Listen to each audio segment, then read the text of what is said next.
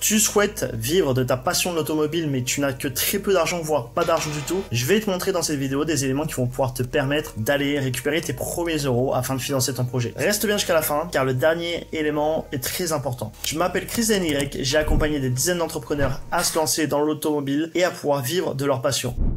On va commencer par le premier élément qui sont les prêts d'honneur.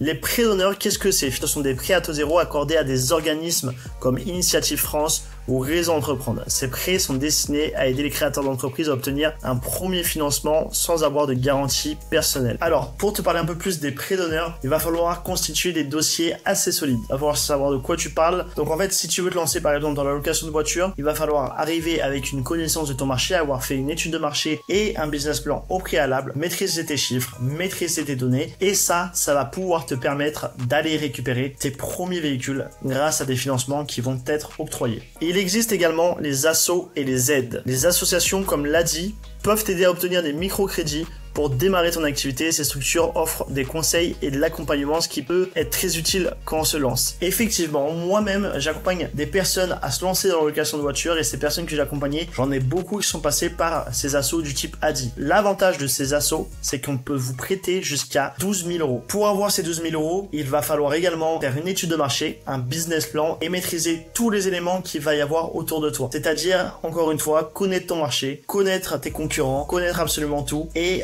cibler spécifiquement ce que tu veux faire. Si tu veux faire de la location de citadine, tu vas devoir leur citer que tu veux faire de la citadine. En exemple, tu peux aller demander un financement sur 2 citadines du type Clio 4 ou 208. Maintenant qu'on a vu les deux premiers éléments qui sont les prêts d'honneur et les assos, il existe également la méthode tout simplement d'aller travailler. Si tu habites près de la frontière suisse, travailler en tant que frontalier est une option plus qu'intéressante. Les salaires, ils sont généralement plus élevés qu'en France, ce qui peut te permettre d'épargner rapidement pour ton projet. Après, tu peux soit être frontalier et déjà habiter à côté, c'est un gros avantage pour toi, mais tu peux tout simplement également déménager histoire d'aller encaisser beaucoup plus d'argent. Pour te citer qu'un exemple, à Genève, le salaire minimum est de 4000 francs suisses, qui fait à peu près 4100 euros par mois.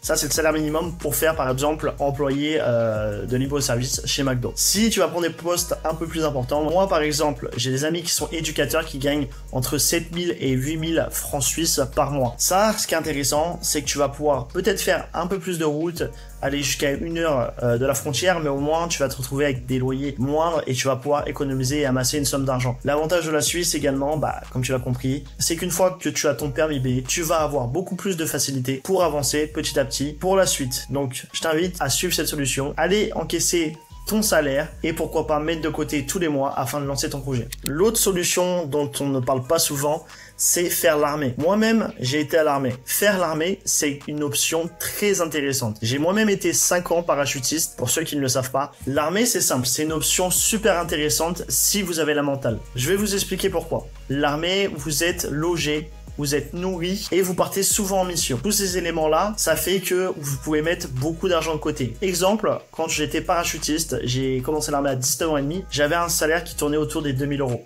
Pourquoi? Parce que j'avais cette prime TAP, troupe aéroportée, et quand je partais en mission, ça pouvait monter jusqu'à 4500, 4800 euros par mois. Et oui, comme tu l'as compris, tu n'as rien à payer. En fait, là où il va falloir faire attention, c'est de ne pas suivre tes potes, ne pas dépenser tes premiers euros n'importe comment, parce qu'effectivement, quand les salaires rentrent, ça fait plaisir, t'as des potes autour de toi qui se font plaisir, qui achètent peut-être le dernier casque à la mode, qui achètent peut-être les derniers iPhones, qui achètent les derniers MacBooks, qui achètent la dernière voiture, etc.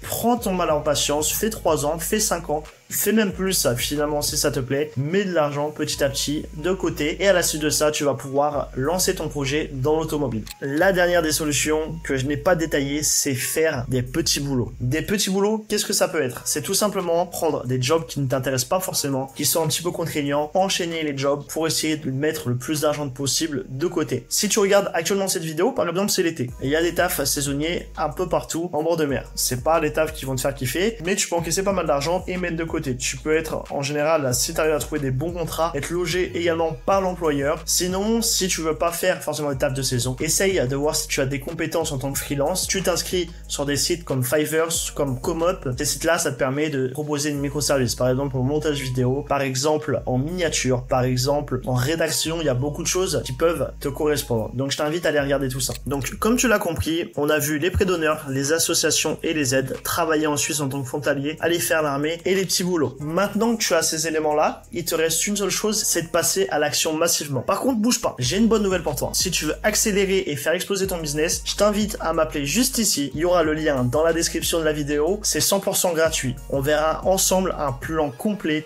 sur comment pouvoir faire avancer ton activité. Peut-être en allant chercher des financements, peut-être en passant par d'autres choses. Je t'attends de l'autre côté. C'était Chris. Je te dis à bientôt.